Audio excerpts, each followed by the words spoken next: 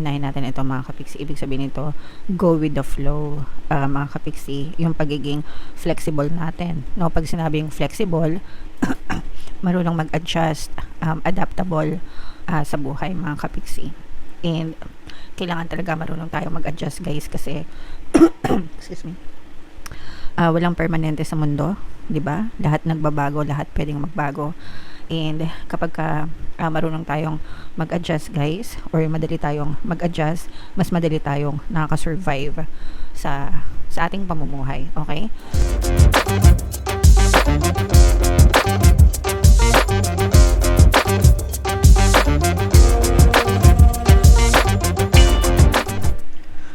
Hello guys, hello Scorpio, welcome back to Binoy Pixie Tarot. Ang pamagat ng episode natin for tonight is OOTM, Oracle of the Month, para ngayong May, para sa Scorpio, Sun, Moon, Rising, Sign, and Venus. So, meron tayong tatlong set ng decks dito guys. Ito yung para sa spiritual message nyo, ito yung para sa life messages, and ito naman yung para sa love life mga kapiksi. So, unahin natin yung para sa spiritual message nyo. Kung ano na lang yung makaresonate sa inyo guys, take that message kasi hindi lahat ng mensahe ay magre-resonate. Wow, so the presence of love, close up natin guys. The presence of love will always cast out fear. So if we are focused on love mga kapiksi, love is a very wonderful thing kapag nagfo-focus tayo doon sa mga magagandang emosyon, no? Love, gratitude, happiness, joy.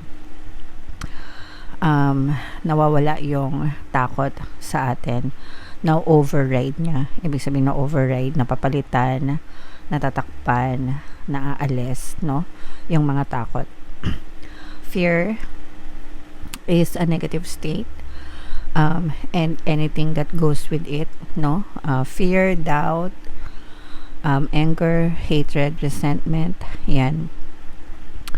Those are negative emotions, mga kapiksi, and by all means, we shouldn't entertain them, guys. Or, ibig sabihin, hindi naman sa hindi i-entertain kasi tao tayo, so normal lang sa atin na magkaroon ng mga emosyon, no?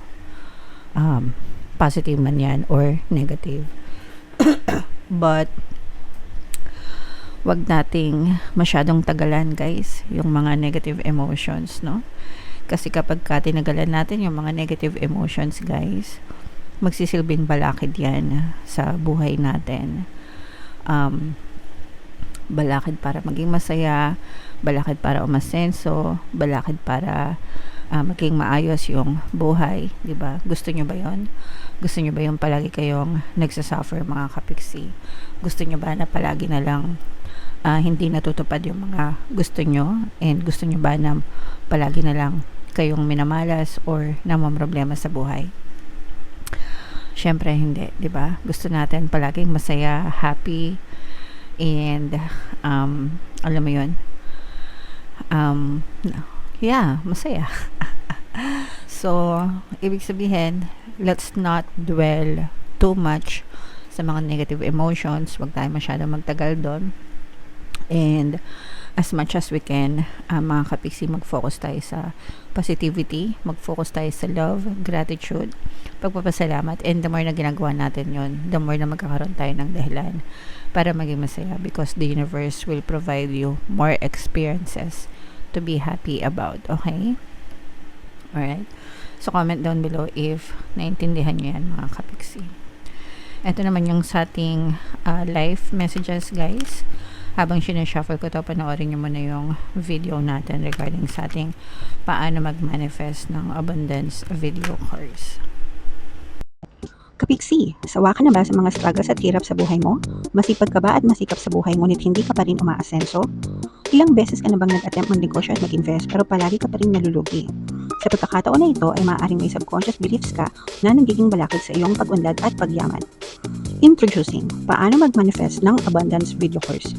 Dito ay matututunan mong ma-overcome ang mga balakid mo para tuluyan ka ng umunlad, umasenso, sumagana, maging matagumpay, successful at maswerte sa iyong kabuhayan, pera, trabaho, negosyo, salapi at kaperahan ng bonggang-bongga. Dali, mag-send na ng email sa pinoypixietarot@gmail.com at simulan na ang iyong pagyaman ngayon. Alright. So, sa lahat ng gusto mag-avail ng course, guys, naka-flash sa screen nyo. Una, meron tayong paano mag-manifest ng abundance video course.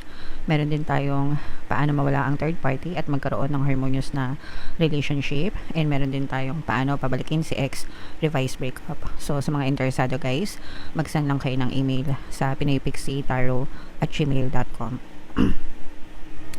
So, Scorpio, ito yung ating live messages. Meron tayong The Wave and meron tayong The Little. Ito, napakaganda ng mga ibig sabihin nito. Unahin natin ito, mga kapiksi. Ibig sabihin nito, go with the flow.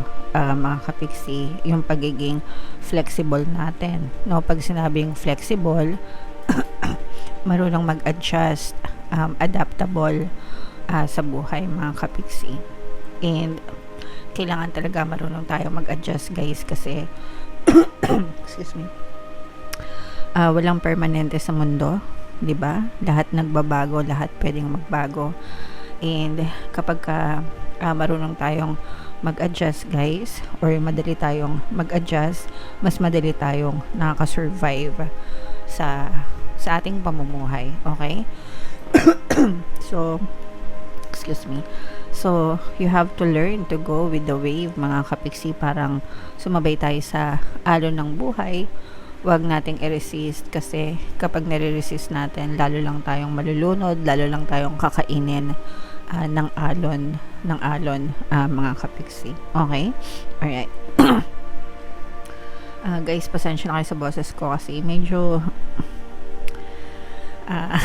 bumabalik yata yung sakit natin. Anyway, meron tayong The Little, mga kapiksi. Ito naman, yung mga small wins, small accomplishments natin, guys, sa buhay. And wag nating mamaliitin or ipagwawalang bahala yung mga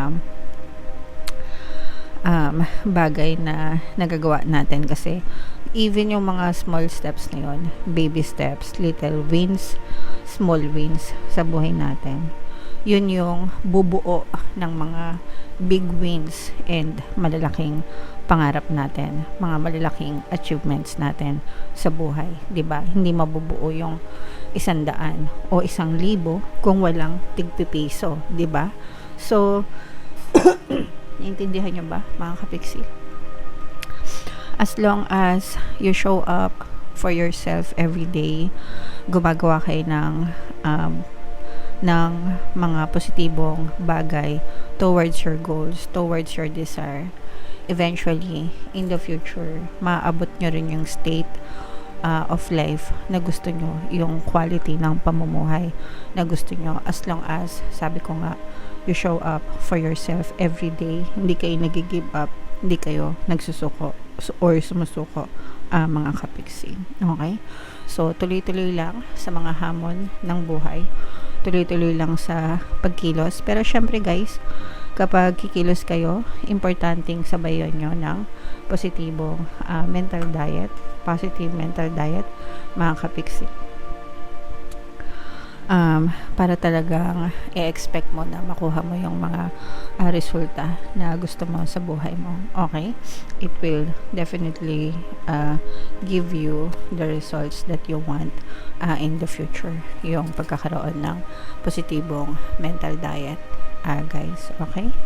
So, yan yung mga mensahe sa inyo, guys. And ito naman yung ating love life message. Ito naman, guys, titingnan natin yung emosyon na nakapaloob sa relasyon nyo. Pwedeng nararamdaman nyo, pwedeng nararamdaman nila, or pwedeng nararamdaman nyo parehas, mga kapiksi. So, meron tayong respectful, and meron din tayong hopeful, mga kapiksi. So, ito, guys, nakikita natin na positive pa yung energy sa relationship nyo. Ito namang relationship na to, hindi ibig sabihin is walang problema.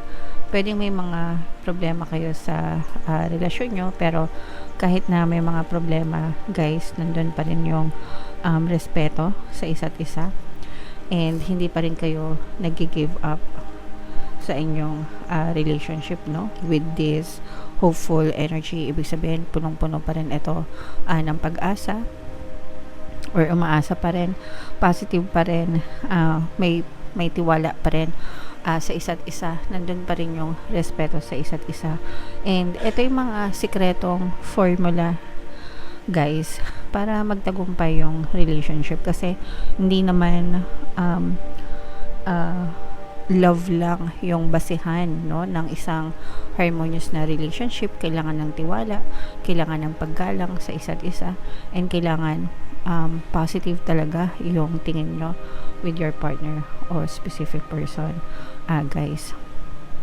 The more na mas maraming, eto nga, no, sabi ko sa inyo kanina, di ba, mag-focus tayo sa mga positive na emotions, and that includes your relationship.